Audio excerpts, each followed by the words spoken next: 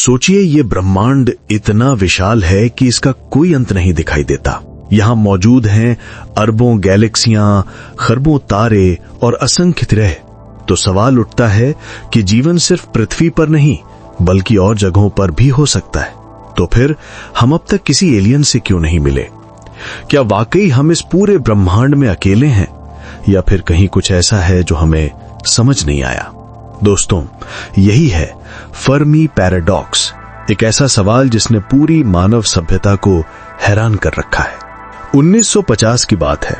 एक दिन मशहूर वैज्ञानिक एनरिको फर्मी अपने साथियों के साथ लंच कर रहे थे। बात चल रही थी एलियंस और अंतरिक्ष यात्रा की। अचानक फर्मी ने एक सरल लेकिन गहरा सवाल पूछा कि if there are so many stars and planets then we are everybody. अगर ब्रह्मांड में इतने सारे ग्रह हैं तो सारे एलियंस कहां हैं? यह सवाल इतना सीधा था कि सुनकर सभी हैरान रह गए, क्योंकि गैलेक्सी में करोड़ों तारे हैं और उनमें से कई के आसपास पृथ्वी जैसे ग्रह हैं, तो वहां भी जीवन होना चाहिए। लेकिन अब तक हमें उनसे कोई संकेत क्यों नहीं मिला? हमने अब तक कोई अलौकिक अंतरिक्ष यान क्यों नहीं देखा? और हमें इस बात का कोई उचित प्रमाण क्यों नहीं मिला कि हम इस ब्रह्मांड में पूरी तरह अकेले हैं? ये विरोधाभास फर्मी पैराडॉक्स को जन्म देता है।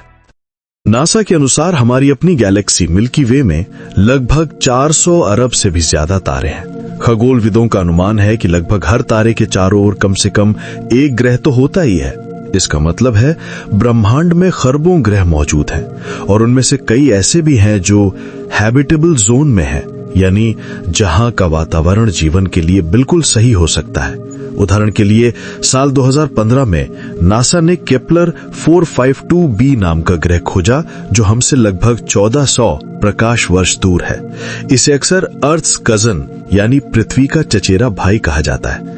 ये एक सूर्य जैसे तारे के चारों ओर घूमता है और वहां पर तरल पानी यानी लिक्विड वाटर मौजूद होने की संभावना है। तो अगर पृथ्वी जैसे ग्रह इतने आम हैं, तो गणितीय रूप से देखा जाए तो हजारों या लाखों जगहों पर जीवन होना चाहिए। फिर भी अब तक हमें कोई रेडियो सिग्नल नहीं मिला, कोई स्पेसशिप नहीं आया और कोई संपर्क नहीं हुआ। ये जो भयानक खामोशी है, इतनी सारी संभावनाओं के बावजूद, यही है फर्मी पैराडॉक्स का असली रहस्य। Number 1, the great filter theory. ये विचार कहता है कि जीवन बनता तो है, लेकिन किसी चरण पर लगभग हर सभ्यता नष्ट हो जाती है। जीवन की यात्रा कई स्टेप्स में होती है। एक, निर्जीव पदार्थ से जीव बनना, दूसरा जीव से बुद्धिमान जीवन बनना, तीसरा बुद्धिमान जीवन से तकनीकी सभ्यता बनना, और फिर तारों के पार जाना। लेकिन शायद इनमें से किसी एक स्टेप पर हर सभ्यता रुक जाती है। उदाहरण के लिए पृथ्वी पर भी हम इतने आगे आ चुके हैं कि हमारे पास परमाणु हथियार, एआई और जलवायु संकट जैसी समस्याएं हैं। शायद सभ्यताएं अपने ही आविष्कारों से खुद को नष्ट कर देती हैं। इसलिए या तो हम अभी ग्रेट फिल्टर से पहले हैं, या फिर बाकी सभ्यताएं पहले ही उससे गुजर चुकी हैं। Number 2, the zoo hypothesis. ये थ्योरी कहती है कि एलियंस हमें देख रहे हैं लेकिन संपर्क नहीं कर रहे।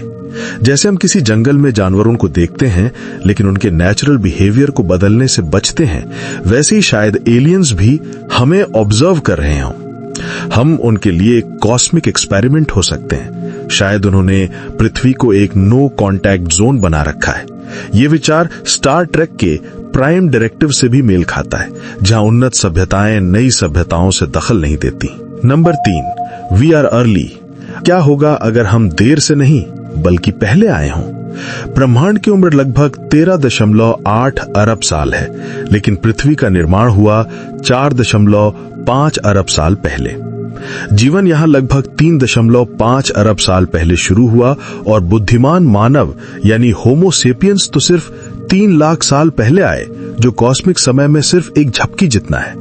अर्ली स्टार्ट थ्योरी के अनुसार शायद जीवन के बनने के लिए जरूरी चीजें जैसे स्थिर तारे, सही रासायनिक मिश्रण और सुरक्षित वातावरण ब्रह्मांड बनने के अरबों साल बाद ही सही मात्रा में विकसित हुए। इसका मतलब ये हो सकता है कि पृथ्वी उन पहले ग्रहों में से एक है जहां जटिल जीवन विकसित हुआ। अन्य ग्रह शायद अभी भी उस चरण में हैं जहां केवल माइक्रोब्स या सरल जीवन है। यानी हम आखिरी नहीं है जो विकसित हुए, हम तो पहला अध्याय है उस बुद्धिमान ब्रह्मांड का जो अभी अपनी कहानी लिखना शुरू कर रहा है। कॉस्मिक डॉन ऑफ इंटेलिजेंस एक प्रकार का विचार है जो कहता है पृथ्वी पर मानव सभ्यता के प्रारंभिक काल में जब किसी इंसान ने पहली बार आग जलाई तो बाकी लोगों को भी ये सीखने में समय लगा। वैसे ही शायद इंसान ब्रह्मांड की पहली आग है, यानी पहली चेतना जिसने आसमान की ओर देखा और पूछा कि हम अकेले क्यों हैं। आने वाले अरबों सालों में अन्य सभ्यताएं भी हमारे रास्ते पर चलेंगी, जीवन की लपट फैलाएंगी और शायद किसी दिन हम खुद किसी और ग्रह पर जाएंगे और उनके लिए देवता कहलाएंगे। ये विचार फर्मी पैराडॉक्स को एक आशावादी मोड़ देता है। शायद ये खामोशी इस बात का संकेत नहीं कि हम अकेले हैं, बल्कि इस बात का कि हम पहली आवाज हैं इस शांत ब्रह्मांड में। हाल ही में वैज्ञानिकों ने पाया है कि जीवन के लिए जरूरी मेटल्स जैसे कार्बन और आयरन शुरुआती ब्रह्मांड में बहुत दुर्लभ थे। वे बाद में मरते हुए तारों यानी सुपरनोवा एक्सप्लोजन्स द्वारा बने, यानी जटिल जीवन के लिए आवश्यक सामग्री अब जाकर ब्रह्मांड में पर्याप्त मात्रा में आई है। इसके अलावा कई एक्सोप्लैनेट्स अभी बहुत युवा हैं और अस्थिर हैं। अगर जीवन को विकसित होने में अरबों साल लगते हैं तो ये समझ में आता है कि पृथ्वी को बस थोड़ी लीड मिली। इसलिए शायद हम वही पहले खोजी यानी पायनियर्स हैं जो ये सवाल पूछ रहे हैं कि वेयर इज एवरीबॉडी, सब कहां है। अब आते हैं कुछ और दिलचस्प और थोड़े डरावने विचारों पर। Number 4, dark forest theory. ये थ्योरी ल्यू सेजन के मशहूर science fiction the 3 body problem से आई है और ये कहती है कि ब्रह्मांड एक डार्क फॉरेस्ट की तरह है जहां हर सभ्यता छिपी हुई है, क्योंकि अगर उसने अपनी लोकेशन बता दी तो कोई दूसरी सभ्यता उसे खत्म कर सकती है। हर सभ्यता सोचती है कि दूसरा खतरा हो सकता है, इसलिए चुप रहना बेहतर है। इसलिए शायद कोई भी आवाज नहीं निकालता, इसीलिए ब्रह्मांड इतना शांत है। अगर हमने किसी एलियन को सिग्नल भेजा तो वो हमें दोस्त नहीं बल्कि शिकार समझ सकते हैं। Number 5, simulation hypothesis. क्या हो अगर ये सारा ब्रह्मांड असली ही ना हो? शायद हम किसी एडवांस सिविलाइजेशन की कंप्यूटर सिमुलेशन में जी रहे हो। ये विचार 2003 में निक बोस्ट्रोम ने दिया था। इस परिकल्पना के अनुसार ये कहा जाता है कि हम एक नकली वास्तविकता में विकसित हो रहे हैं, लेकिन हमने इसे नहीं बनाया है। ये अनुकरण प्रौद्योगिकी में हमसे ज्यादा उन्नत, अति बुद्धिमान ब्रह्मांडीय प्राणियों का एक कंप्यूटर सिम्युलेटेड आभासी प्रोग्राम है। इसलिए उन्होंने उस प्रोग्राम के अंदर अपना कोड नहीं लिखा और इसका नतीजा यह है कि हम उन्हें ढूंढ नहीं पा रहे हैं या अपने रचयिता के कोड या इस नकली वास्तविकता के कोड को डिकोड नहीं कर पा रहे हैं। Number 6, they are already here. कई वैज्ञानिक और इतिहासकार मानते हैं कि शायद एलियंस हजारों साल पहले पृथ्वी पर आ चुके हैं। सोचिए मिस्र के पिरामिड्स के बारे में, लगभग 4000 साल पहले बनाए गए, जिनके पत्थर 80 टन तक के हैं और उनकी दिशा सितारों के साथ इतनी सटीकता से मिलती है कि आज के मॉडर्न इंजीनियर्स भी हैरान हैं कि ये कैसे संभव हुआ। फिर देखिए नास्का लाइंस, पेरू के रेगिस्तान में बनी विशाल आकृतियां जो जानवरों और अजीब प्रतीकों के रूप में है। वे इतनी बड़ी हैं कि उन्हें सही से केवल आसमान से देखा जा सकता है। तो सवाल उठता है कि उन्हें किसके लिए बनाया गया था और क्यों? कुछ शोधकर्ताओं का मानना है कि प्राचीन लोगों ने आकाश से आए मेहमानों यानी विजिटर्स फ्रॉम द स्टार्स को देखा और उन्हीं के सम्मान में ये संरचनाएं बनाई।